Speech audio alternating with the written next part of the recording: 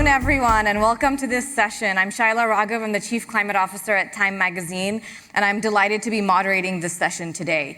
So today, what we're really going to focus on is how we deliver the global stocktake and how we really see this transition from COP29 in Baku to COP30, which, as we all know, is taking place in Belém in Brazil later this year. The video that you've seen really just set the tone for how we're seeing the atmosphere, the opportunity, and the conversation around COP30. And especially what we're going to hear about today is a brand new initiative, which personally feels very exciting to me. It's the Granary of Solutions, and it's really this repository of solutions that can be implemented all around the world, across sectors, across communities, that really give us the fertile source of options that we can all, in our own agency, implement to be part of the solution to climate change. We will hear directly from the leadership of both COP29 and COP30, and then we will have a second panel after that to hear about some of the solutionists and some of the non-state actors that are taking action and also participating in enriching this granary of solutions. So with that, I am delighted to introduce Bruna Cerqueira, who is the COP30 Action Agenda Coordinator. Bruna, we're delighted to have you join us today to tell us a little bit more about the COP30 Presidency's vision for the Action Agenda, and in particular about the launch of this granary of solutions and all of the work that has gone into it and the approach, and how all of us here in the room today can participate in this agenda. So now may I invite you, Bruna, to the stage for your remarks.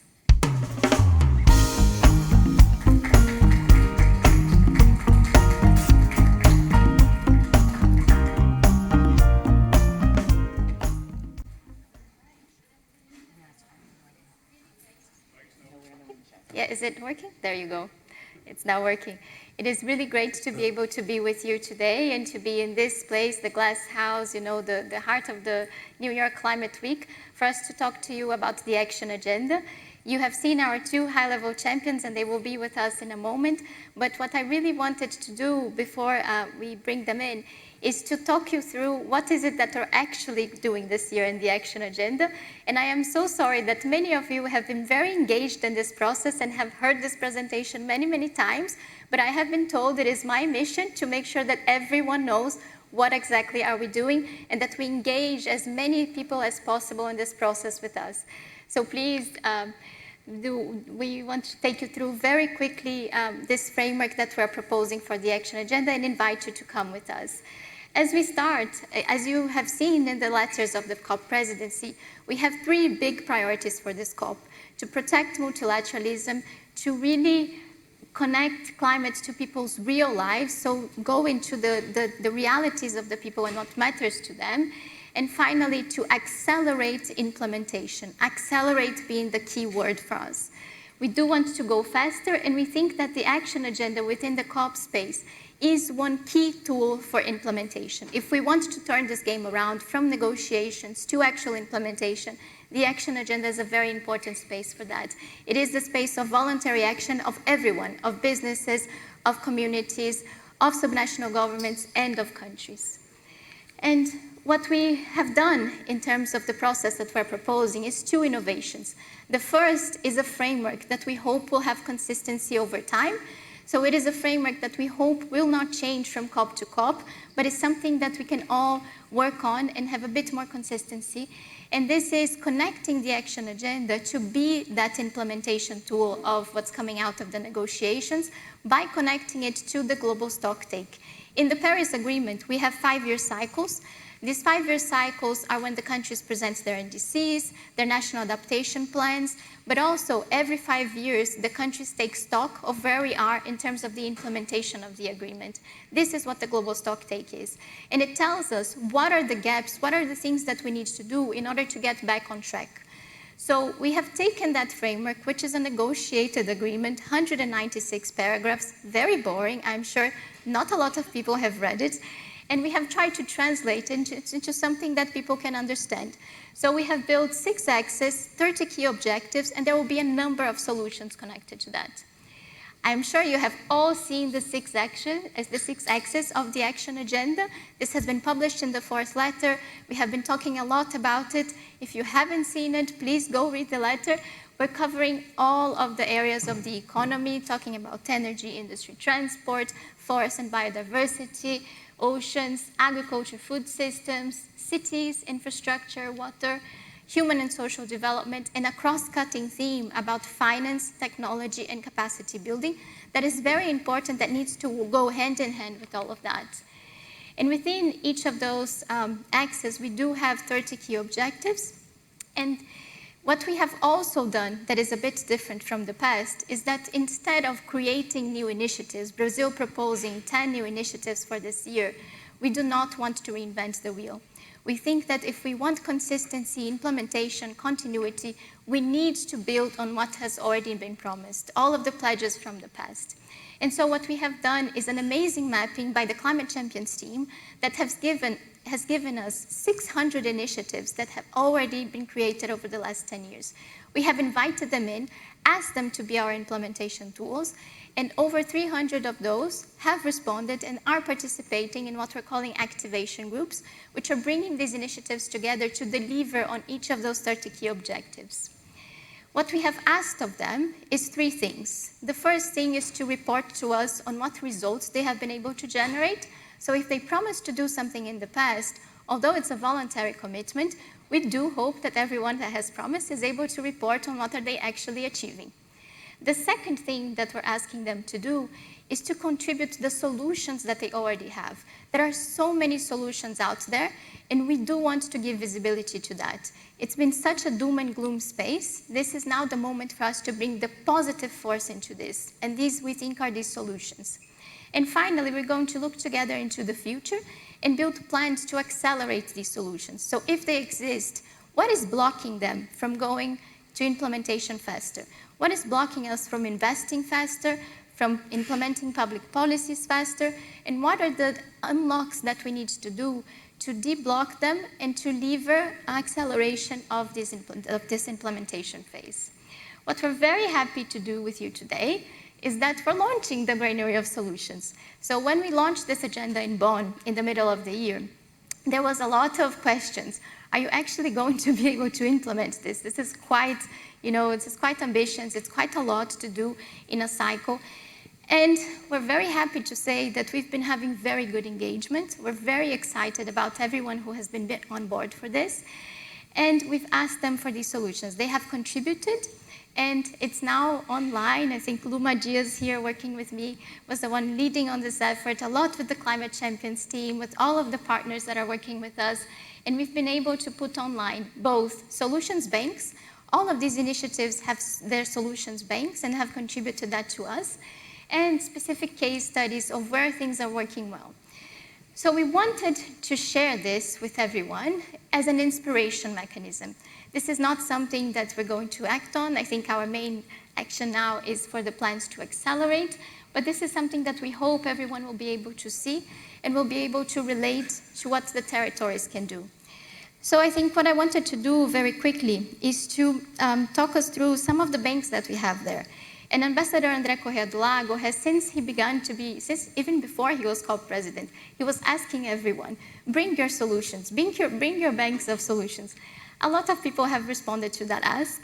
And so we see banks of solutions like the Mutirão Tecnoclima, which is a bank of solutions about technology mechanisms to accelerate climate action that is on that portal.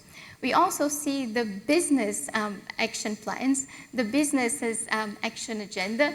They've contributed a lot of solutions already, so that's already in the banks as well.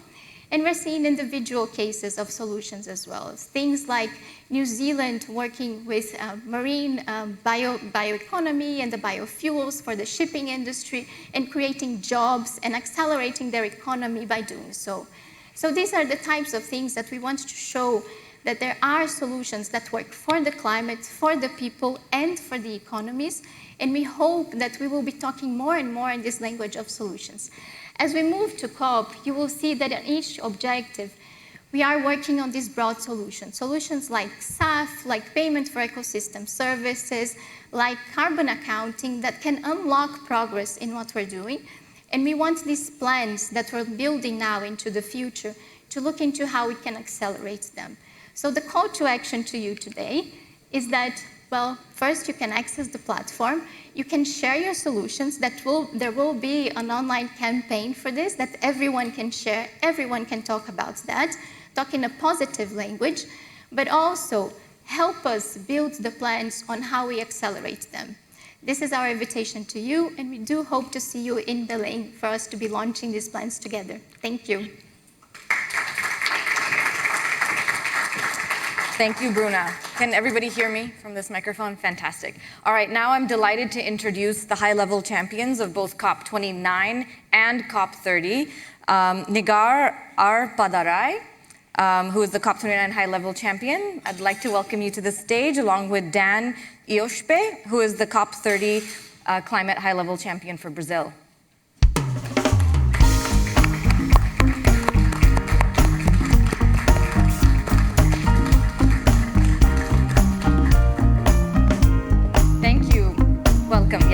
Welcome, Nigar and Dan. Thank you for joining us. And Bruna, thank you for that wonderful presentation, just to ground us in the Brazilian presidency's vision and a concrete opportunity that everybody can participate in and take action in. The high-level champion is a very unique role. You know, your role is really to serve as the bridge between the official governmental process and what we call non-state actors, which really encompass the private sector, civil society, financial institutions. So it's a really important role, but also a relatively recent one in the big scheme of things with the 30 COPs that we've seen. I'd like to start with you, Dan. If you can tell us more specifically about your vision, now that everybody here has heard about the granary of solutions and the opportunity to participate, how do you see the meaningful and effective participation of non-state actors in the COP30 process?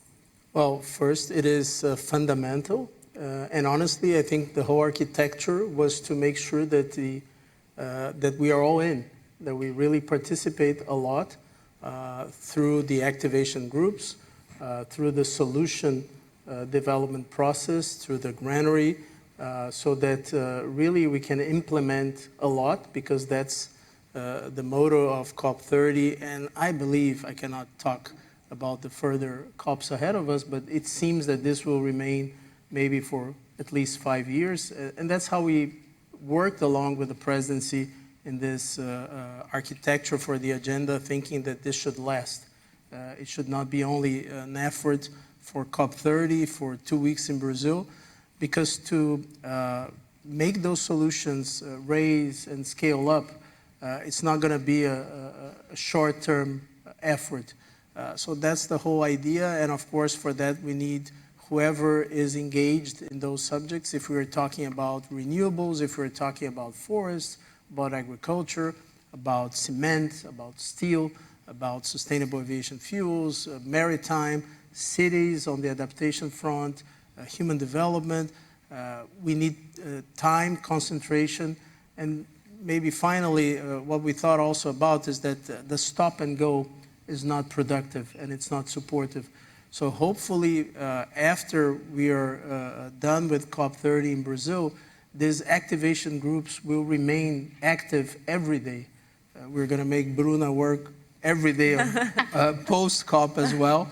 And of course, the team and all of you, to make sure that we debottleneck, that we extract the roadblocks, and that we scale up and implement the solutions that we need as quick as possible. That's the best route to achieve the targets of the Paris Agreement. Yeah, so from your perspective, really this aspect of durability and longevity is so important, so that when you think about a COP, it's not just about a mad rush to a particular moment, get a high-level declaration, and then move on. You're really thinking about how do you create systems that are self-perpetuating and that can scale on their own without outside intervention. That's exactly, of course, dynamic, because we have presidencies every year, and they should be in a position to move the process around.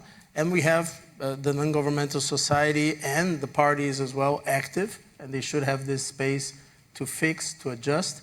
But if we have somehow a central architecture that allows implementation at large scale, that could be very supportive to the whole system, even for the parties, as we bring back to them what is missing, either at the national level, at the regional or global level, in the negotiation front, to assure that we implement. Because at the end of the day, that seems to be our joint objective, to get those things going.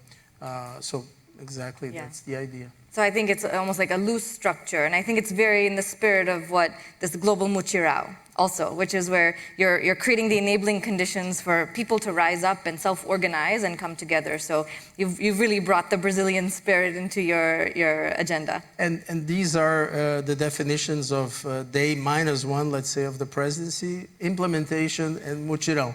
So I think we're very active on this route, and the very good news is that seems that there is a lot of appreciation to this process.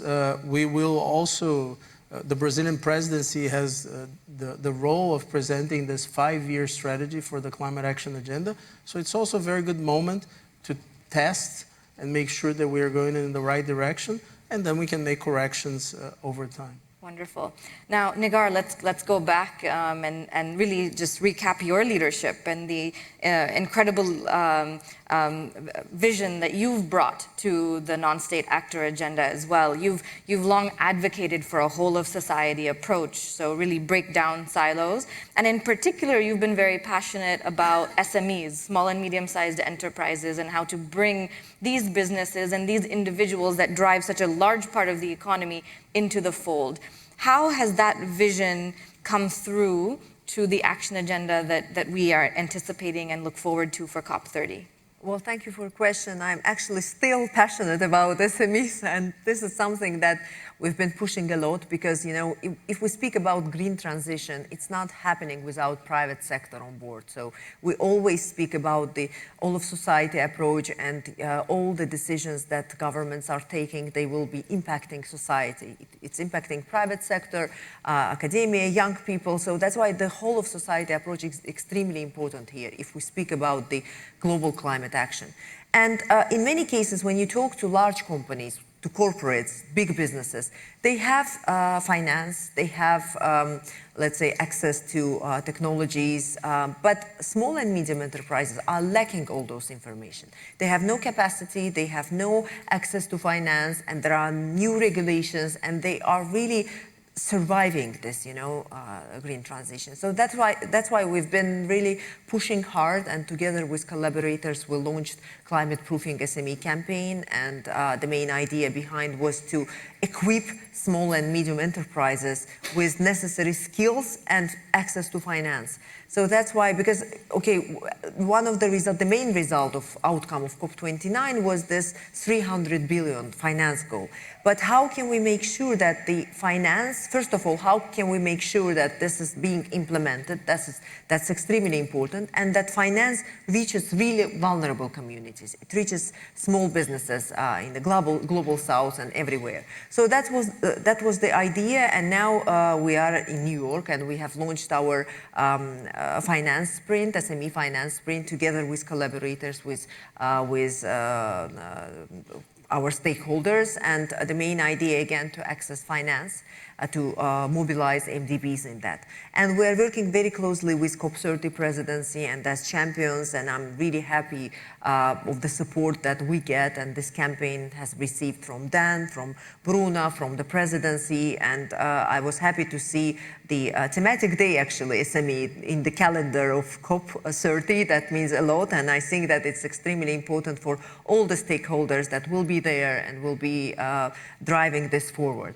So yes, it's a very exciting momentum. It's a very exciting thing that we are doing together with COP30 Presidency, with UNFCCC, with Champions team, trying to bring all the stakeholders, all non-state actors on board to share this common vision that presidency is suggesting. And today, Bruna has talked about that a lot, I think. And And yeah, I think that now the main message to everyone here and everyone listening to this conversation is that this is an open process. It's a transparent process, and everyone can join by sharing feedback, by joining activation groups, by sending information and requests and aspirations to the COP30 presidency. So that's what we are doing now. Yes. Can I make just one comment hearing here, Nigar? Very important to say, we are not bringing any new initiative or pledge at this moment to COP30. We're really working on this amazing work that has been done over time by all of you and by the leadership of the previous COPs. I was hearing here the SME, which is critical and very central to COP30. And this works for all of the initiatives. There are 600 initiatives, and the activation groups are dealing with all of them. And of course, they will have each one their own dynamic. We are not the ones selecting, and let's see how they evolve. But we have a home to speed them up, accelerate them, and hopefully this will be more productive than bringing in at this point in time, not necessarily later down the road, new initiatives or new pledges. So putting all the focus on speeding up. Yeah, I couldn't agree with you more. I think we have a proliferation of initiatives now. It's really about the action, right? And how do we channel investment, attention, focus is really going to be the key to our success here. So thank you both for your leadership and for providing us clarity on your vision and what to expect for COP30. Bruna, would you like to maybe make some final reflections just for everybody that's sitting here? What are some practical advice or tips on how they can formally participate? Yes, so first of all, I really want to appreciate Dan and Nigar and the Climate Champions team and UNFCCC for this being a true one action agenda. We would never be able to make this turnaround, to really make this process fit for purpose if we weren't together on this. But very practically, how do we want people to engage? As we want to strengthen these initiatives that already exist, our first ask is that you join these initiatives. If you want to be a part of this process, we have here Musa of SB COP. We have a number of partners here that are working on all of these initiatives. We have published this list online on the COP30 website. So you can look at that. You can look through what makes sense to you. If you want to engage, that is the first door to engage. But also, if you want to just share the solutions that you have, you can now go to our social media, and there will be, over the next days and weeks, a campaign on the solutions, the action agenda solutions, that you will be able to use that hashtag to share your solutions, to share your cases, and really build this positive voice towards COP30. And third thing is on these plans to accelerate, we really want people to engage with them. They will be led by these initiatives, so that is the entry point. But we want to get to COP, as Dan always says, with very concrete outcomes, things exactly to the ground of what we need to do to be able to go faster on investments, on policies, on everything that we need to do to implement the Paris Agreement. Well, thank you, Bruna. Very clear. Thank you, Dan and Nigar, for all of your tireless advocacy, your hard work, and we look forward to meeting you in Belém and supporting this agenda together. Come to Belém. Yes. Thank you. Thank you. I'll invite you to walk off this side. I think you're, yep. Thank you. All right. So that concludes our first panel. We are now going to move into our second panel, where we'll hear from some non-state actors themselves to, in particular, hear how they're participating in the action agenda and the opportunities that they see for realizing the vision that we just heard about from the leaders of COP29 and COP30. So with that, I would like to introduce and invite Ms. Karen Sack, who is the Executive Director of the Ocean Risk Resilience Action Alliance, Mohamed Guled, who is the Vice President of Global Industries at the IFC, and Alastair Phillips-Davies, who is the former CEO and the Chair of SSE Distribution Board and the UNESA Co-Chair.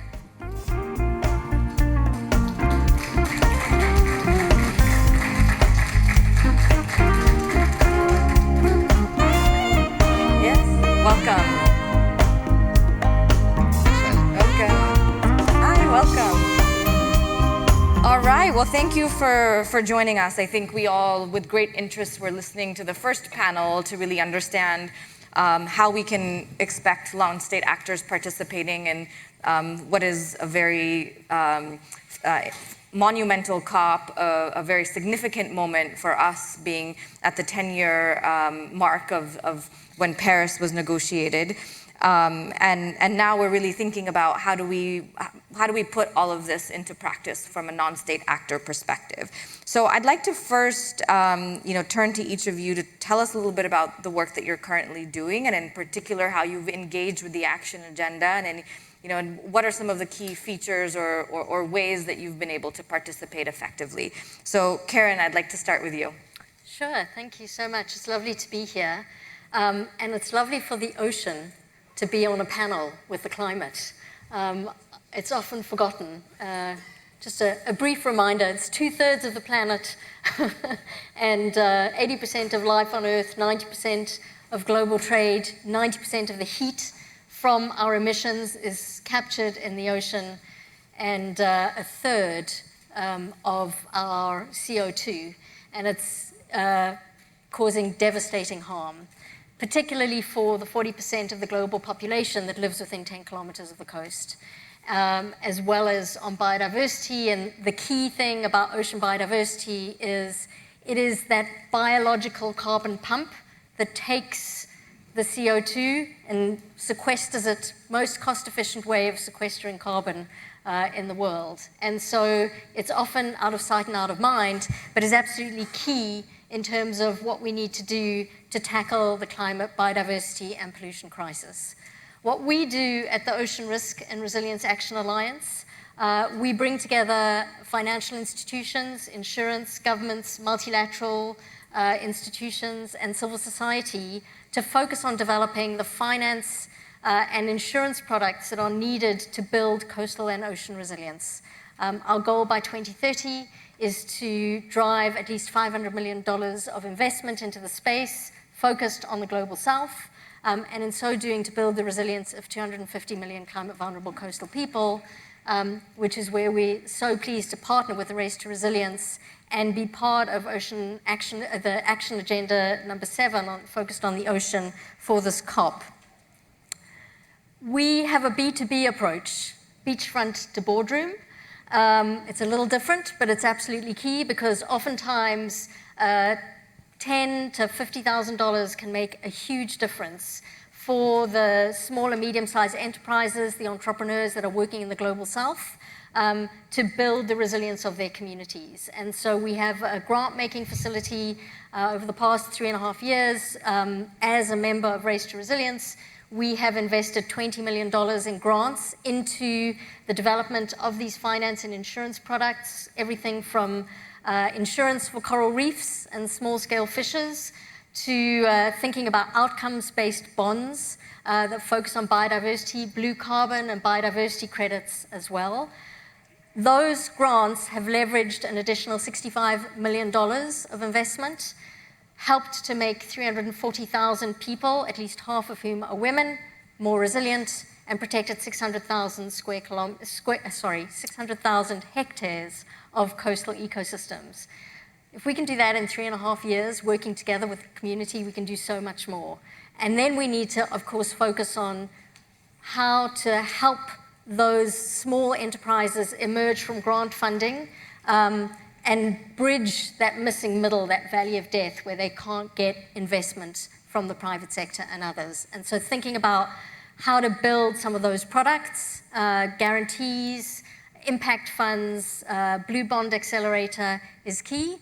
And then at the boardroom level, focusing on building the institutional investors that are going to start investing at scale into the sector. And so we work across all of those things and are really excited to see that Brazil is putting the ocean at the top table for this COP.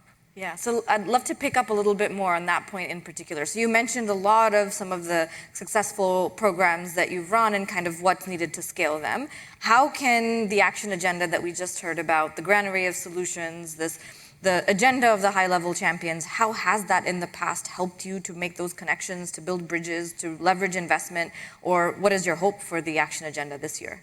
Yeah, well, you know, our whole kind of thesis is about collaboration and radical collaboration, and that we have to work across these different sectors. So the granary of solutions enables us to showcase some of these projects for people from different regions of the world to learn what's going on and to replicate and scale very quickly what is happening. We maybe need to be patient with capital, but we certainly cannot be patient with action.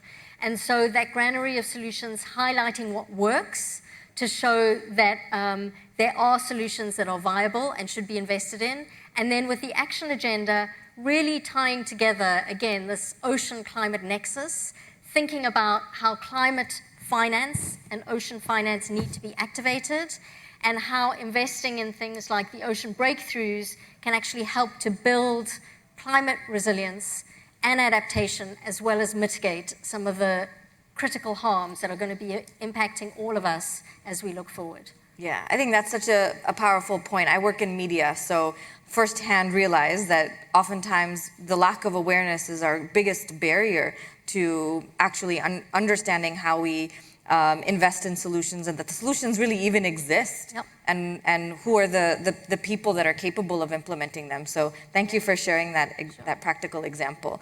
Mohammed, we heard from Nigar about SMEs in particular, and some of the work that's being done to provide SMEs with the capabilities, with the training, with the resources that they need to participate in climate solutions.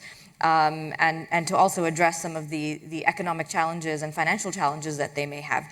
From your perspective at the IFC, I mean, how do you see this taking shape, and what are some of the mechanisms that you're excited about in the action agenda? Well, thank you, Shaila. And the way we have been approaching the topic is looking at where we will have the highest impact when it comes to not only making a big segment, which is the SME segment of the market, have solutions that are sustainable and that are climate friendly, but more importantly, them being the generator of jobs. So one or the other is not sufficient. You have to have both. So if you only create jobs without being a good steward of climate, it is a challenge. Vice versa. If you only look at climate, but there is no job creation in a lot of the countries where we know that the youth population, the ones that will be coming to the market, expected to be, in the next 10, 15 years, something like 1.2 billion. They need to have access to jobs, and SMEs are at the heart of that. So it's a fundamental challenge. It's a foundational building block for us when it comes to having both climate action as well as job creation. So that's one element of it. The second element of it is SMEs, to begin with, financing them, providing them the assistance in terms of the technical assistance for them to be able to take advantage of a market that's growing, but they have to be integrated into, is fundamental. Think about it this way. Unless SMEs are integrated into the global value and supply chains, they will remain small, they will remain isolated, and we will not be able to have a real impact in terms of being able to provide the necessary tools for them to benefit from some of the things that are on the table.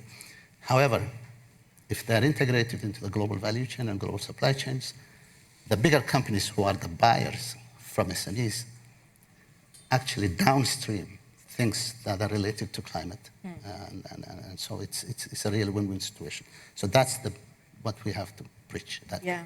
So I think it's great because you kind of have these two dimensions. One is technical assistance is important, but alone will not work unless there's inclusion and that there's ways for SMEs to participate in these broader programs or markets.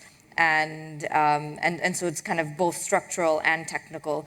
And then can you comment a little bit on the action agenda and bringing it back to the COP30? Is there something that we can expect to see in Belém, or something that you're hoping for that will help accelerate this agenda?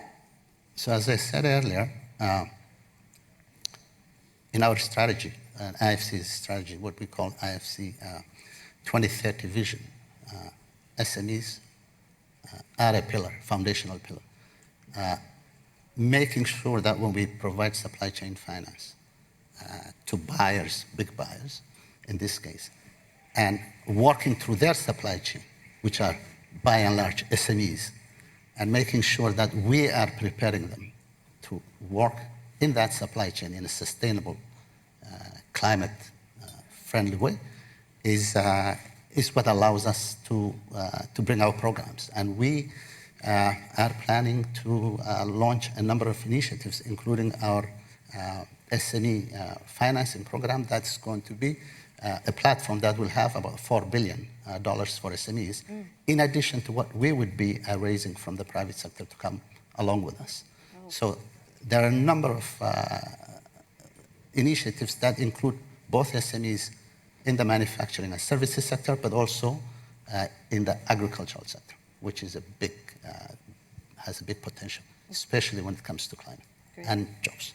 Thank you for teasing that announcement, and that's a huge step and real capital that you're putting into this initiative and this objective. So thank you for sharing that, and we look forward. Yeah. And just to add one more thing, Shaila, if you have seen our numbers just this last fiscal year, we invested almost $25 billion in the climate space. That's great. Well, thank you for your leadership and work on this topic, and look forward to seeing it advance in Belém. Alistair, let's talk energy. The energy system is also very complex, and of course there's clear political elements, but there's utilities, there's consumers, there's energy providers. How do you see all of this coming together under the umbrella of something like the Action Agenda? Yeah, well, look, I'm here in two capacities. First, representing SSE. We're a leading low-carbon energy infrastructure company.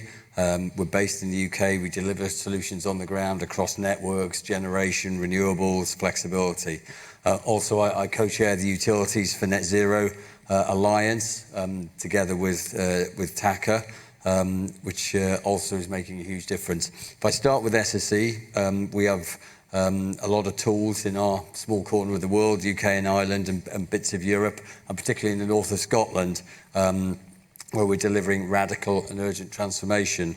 Now, obviously, people don't generally come to Scotland if they're looking for sunshine, so solar isn't the most popular place. But if you're looking for wind and rain, then Scotland has lots and lots of wind and rain. And we're doing more than we ever have done to harness that. We have a programme, which we're well through at the moment, to invest around £18 billion, just us as a company, out to 2027, and we'll probably be significantly upping that in terms of the following 5 years. So that is a huge programme. Interestingly, we're probably most famous in the renewable space. We're building the world's largest offshore wind farm at the moment at Dogger Bank. It's just under a £10 billion project. We'll be able to provide power for 6 million homes, so a huge project. Although at the moment, actually, in terms of new projects, we're clearing more projects in the transmission space, and that's clearly important because, as we've seen throughout many parts of the world, getting access to grid and making sure that renewables can connect is massively important in terms of delivering the transformation. It's how we're going to unleash the huge volumes of power that I think is somewhat constrained by lack of grids. I think regulatory regime is catching up with us in different places, and so we are seeing unprecedented amounts of money coming into what we're doing. But of course, even with that scale of investment, the north of Scotland is only a tiny place and only a small part of the global puzzle, and that's where UNISA comes in and our activity there. It's with great credit to our colleagues at TACA and the other organisations. We've come together with around 30 global utilities, and that number has now risen to over 70. We represent around 400 million customers across the planet, and we recognise it's important that we have to spread what we know and also sharing what other people know as well. So it's just a couple of years old now. It was really established back in Dubai in COP28. So when you look at what happens at these COPs, I think amazing things do come out of them. Our approach is to really focus on material issues that bring practical perspectives to delivery of the energy transition. So last year, we published detailed recommendations to policymakers on how to build resilient supply chains, which has been a huge issue since things like the war in Ukraine and even coming out of COVID. We also joined forces with strong demand signals to the supply chain. We had commitments for over 110 billion pounds worth of dollars worth of investment plans in grids and renewables each year out to 2030. So as an organisation, a loose conglomeration, we represent an awful lot of capital.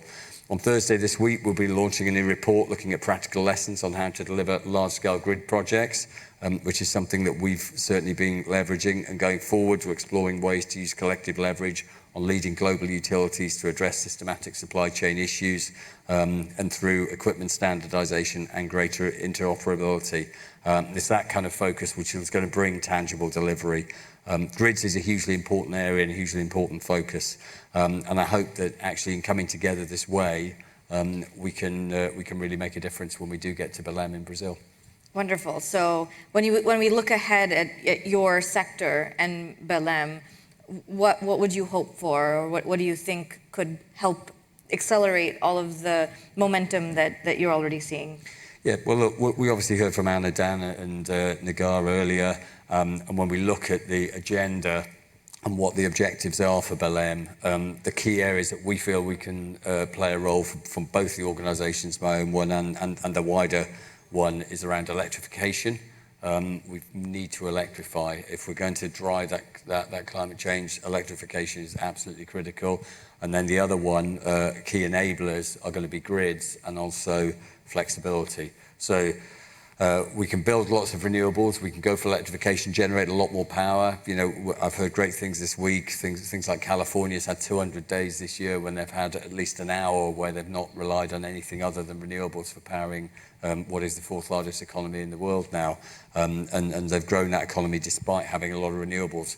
But what we're seeing is things holding it back, grids, and also flexibility. So people worry about having that firm power, and there's been a lot of conversations I've heard about that this week. And I think we want to take this forward into Belém and try and figure out how we get to the right solutions. Yeah, well, I think what each of you shared is so inspiring, and I think what's so encouraging about the action agenda and what the high-level champions are trying to do is that it helps take some of these bottom-up solutions and solutions that represent bright spots and opportunities that have proven success, but perhaps maybe at a local level or in a particular domain or sector, but helps get those actors and those solutions access to a global platform through which there can be more coordination, consolidation, and acceleration. That's the way I kind of see it, and I think each of you reflected a little bit on that. Is that consistent? And maybe as a final question, do you think that this is that how you see your solution set connecting to a global opportunity? And where do you think, where do we go next? I know everyone always talks about investment, we need more financing, but is there something else that would help in that mix for you to see the work that you've spoken about reach the next level or scale even faster? Karen, let's start with you. Yeah, I mean, I think it is about getting to the next level, but I think the other thing that the action agenda will hopefully bring together is enabling us to get out of the silos that we currently work in. So, in the ocean space, we are looking a lot at offshore energy, but I'm not an expert on that. So how do I work with Alistair and the team that he's working with to help ensure that as we're looking at offshore energy, we're combining biodiversity conservation and looking at kind of coastal communities? How do we work with the IFC to help de-risk investments that go into that and crowd in some of the public sector banks as well as the private sector? These are the things we need to start doing if we're going to get to scale really quickly. So I think that's what's exciting about this as well. That's wonderful. Yeah, so that cross-sectoral and that cross-pollination that can happen when you're bringing people together from different regions, but also different sectors. Yeah. Mohammed. I think I would subscribe to what Karen has said. I think our job, first and foremost, is to really understand where the pain points are. The best way of de-risking, because we talk a lot about, what are the risks. The best way of de-risking is not necessarily concessional finance, it's actually addressing the root causes, whether it's in regulations, whether it's in legal frameworks in those countries. In the meantime, we do need a concessional finance to bridge the time that's needed. But the one thing that the World Bank is doing now, and talking about energy, is an initiative that we have that's called the Mission 300 Initiative, where we hope to connect in partnership with the private sector, give access and connection to 300 million people in Africa. And that's almost half of the people who don't have access to electricity in Africa. Undertaking that challenge requires commitments from governments, and so they have to enter into compacts with us. It requires private sector to come and invest in even rural areas through distributed renewable energy. And it requires governments and the World Bank and other African Development Bank and other financial multilateral development institutions to come up with the risk mitigation tranches that go into these financial structures. Yeah, thank you so much, Mohammed. Alistair, we have maybe 30 seconds left, so I'm going to give you the last word. Okay. Leave us with. Yeah, sure. Thank you. Well, I heard John Kerry speak this morning at an event I was at. Very inspirational as always. But prices to consumers are the big issue. Consumers matter to politicians. Politicians set policy. Let's get prices in the right way. Let's make sure industry organisations like mine can encourage people to put the right policies in place so we can deliver supply chain and the assets, and that's going to deliver low-cost solutions that customers really want everywhere in the world. Karen, Mohammed, Alistair, thank you so much for your insights, for your hard work, and look forward to meeting in Belém. Thank you all. Thank you.